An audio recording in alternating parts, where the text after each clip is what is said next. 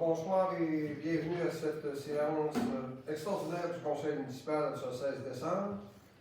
Le quorum étant dûment constitué, je vous souhaite la bienvenue. M. Boivin, bienvenue. Vous êtes un fidèle assidu de nos rencontres. Nous souhaitons vous voir aussi bien en 2025. Je l'espère bien. Effectivement. Alors, vous faites la lecture de l'ordre du jour de ce soir. Alors, nous aurons 3 séances. Alors, la résolution ce soir, adoption des prévisions budgétaires pour 2025. C'est tout ce que nous aurons pour cette séance-là. Alors, je vais accepter une proposition pour l'ordre du jour, s'il vous plaît. Je vais en faire la proposition, M. Richard. M. Simard, appuyé par Je vais en faire l'appui. M. Côté, que quelqu'un demande le vote. Alors, adopté à l'unanimité des conseillers présents. Nous procéderons à l'adoption des prévisions budgétaires pour 2025. Chers concitoyens et concitoyennes, le Conseil municipal tient par la présence à vous exposer les grandes lignes du budget 2025, teintées du dépôt de nouveaux rôles d'évaluation, dont la croissance importante de 29% des valeurs imposables exige de la part de la direction et des élus un exercice rigoureux favorisant un juste équilibre entre le maintien des services et le respect du fardeau fiscal de sa population. Ce budget a également la particularité de voir disparaître de l'environnement de gestion financière de la municipalité le Mont-Lac-Vert et le camping Lac-Vert, ce qui bien évidemment se traduit par des accords significatifs dans certains postes budgétaires.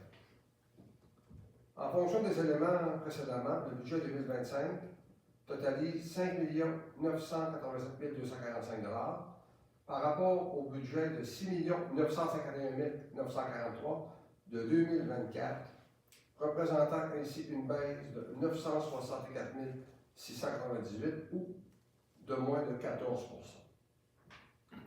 Les valeurs imposables de 290 163 800 $ en 2024 passent à 375 186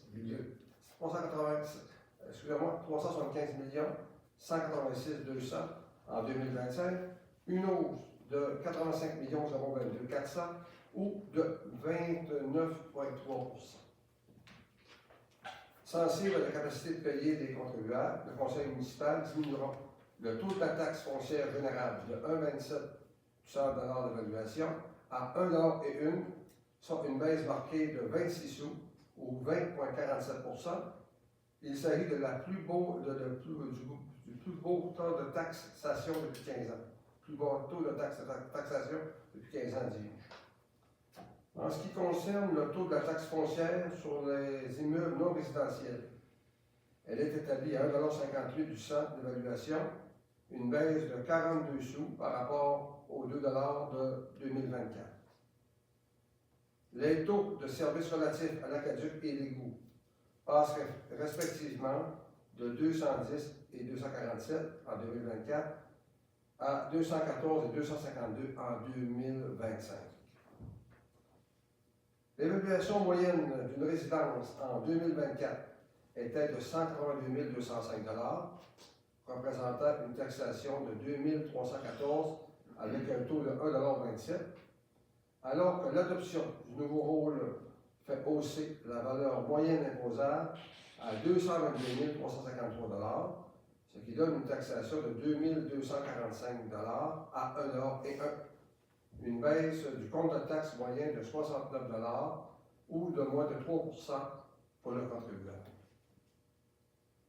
Malgré cette démonstration des impacts positifs, le Conseil demeure conscient que des citoyens dont la variation de la valeur résidentielle est supérieure à 29 % connaîtront tout de même des hausses de leur compte de taxe. Cependant, soyez assurés de notre volonté de poursuivre l'optimisation de nos services pour répondre aux nombreux enjeux et responsabilités qui nous sont confiés afin que notre communauté demeure vivante et attractive. Marc Richard Maire. Alors, les adoptions des prévisions budgétaires. Alors, c'est un budget équilibré, comme je vous l'ai mentionné, d'un montant de 5 987 245 $ de revenus et des dépenses équivalentes pour un budget équilibré à 0. Le présent document sera disponible sur le site Internet de la municipalité. Alors, je prendrai une proposition pour son adoption, s'il vous plaît. On va faire la proposition. Monsieur Lemay propose, C'est asseyez-vous. bon. À Madame Champigny.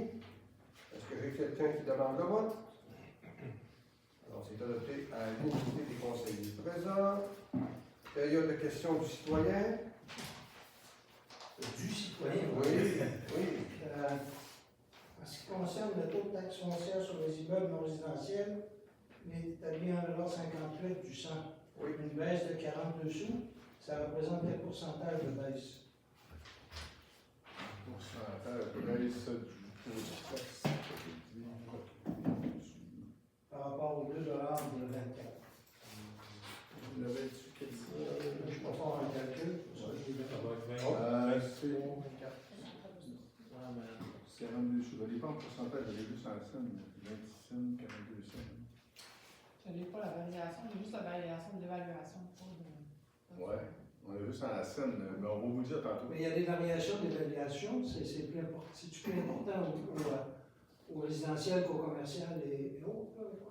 Dans les faits, là, on n'est pas. Normalement, on aurait peut-être été davantage. On aurait dû davantage baisser le taux de taxe des immeubles commerciaux pour refléter la hausse qu'ils ont connue dans le rôle d'évaluation. Cependant, quand on monte une scène dans le commercial et l'industriel, c'est des petits sous, c'est 6 000 $, alors qu'au particulier, quand on vient ouvrir sur une scène, c'est 26 000 d'accord. Puis au total, une scène, c'est 37 000 au budget. Là. Quand on vient rehausser, mettons qu'on passe d'une pièce et une à une pièce et deux, on vient se rajouter 37 000 de revenus supplémentaires. Mais étant donné qu'il y a 4 secteurs, c'est-à-dire qu'il y a le résidentiel, le commercial, il y a l'agricole et le forestier, ces 4-là, ils ont des variations chacune. Et nous autres, on vient faire une pièce et une pour le résidentiel, une pièce 58 pour le commercial, une pièce et une pour l'agricole et une pièce et une pour le forestier. C'est pas mentionné là-dedans. Je peux vous le dire, c'est dans le document par contre. Vous avez tout ça. Pas plus loin? Oui, vous avez tout ça plus loin.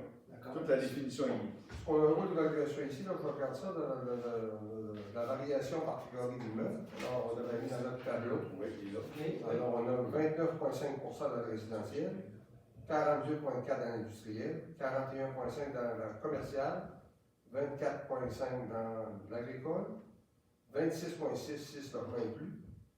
Puis, négativement, terrain vague, moins 15,4, c'est bien ça. Oui. Et forestier, 49,3. Vous voyez les grosses variations, mais en moyenne, ça donne 29,2 le rôle global. OK. Fait que si on aurait voulu appliquer ces hausses-là par chacun des secteurs, ben on aurait eu une pièce et une, l'autre à 98 sous. Il faut lisser tout ça. Là. C'est pour ça qu'il y a des différences. D'accord. Pour équilibrer le budget. Puis aussi, dans les principaux faits saillants, là, on a un budget équilibré, comme vous avez parlé, de 5 987 245.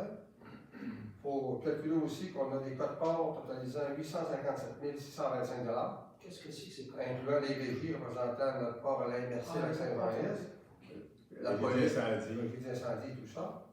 Service social de la SQ, cette année, c'est 240 450 $. Alors, une variation de 2,89 %. En plus, évidemment. C'est ça, sur tantôt. Toutes ces données-là en plus, là. Puis au niveau de la dette, c'est passé de 338 000 à 416 000, c'est 23 de hausse. C'est ça. Et la dette est associée principalement à 2 facteurs. On a acheté une pelle cette année, puis on a un règlement d'emprunt pour le rang Saint-Hidore-Saint-André, qui est lui aussi le remboursement qu'il a fallu mettre dans le budget. C'est ce qui explique l'écart. Dans le budget, vous avez vu, c'est pratiquement 1 million de moins de revenus, puis 1 million quelques de moins de dépenses. Uniquement associé au monétaire. Parce qu'on vénère les revenus pour la billetterie ou autre, mais en même temps, les dépenses viennent également en réduction.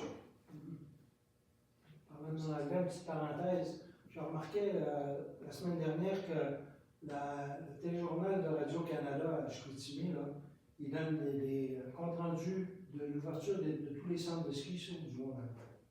C'est S'il y avait quelqu'un qui pourrait passer le message à Radio-Canada. Non, il faudrait passer le message à la station. Oui, Ah, mais c'est ça. ou à la station. À la station surtout.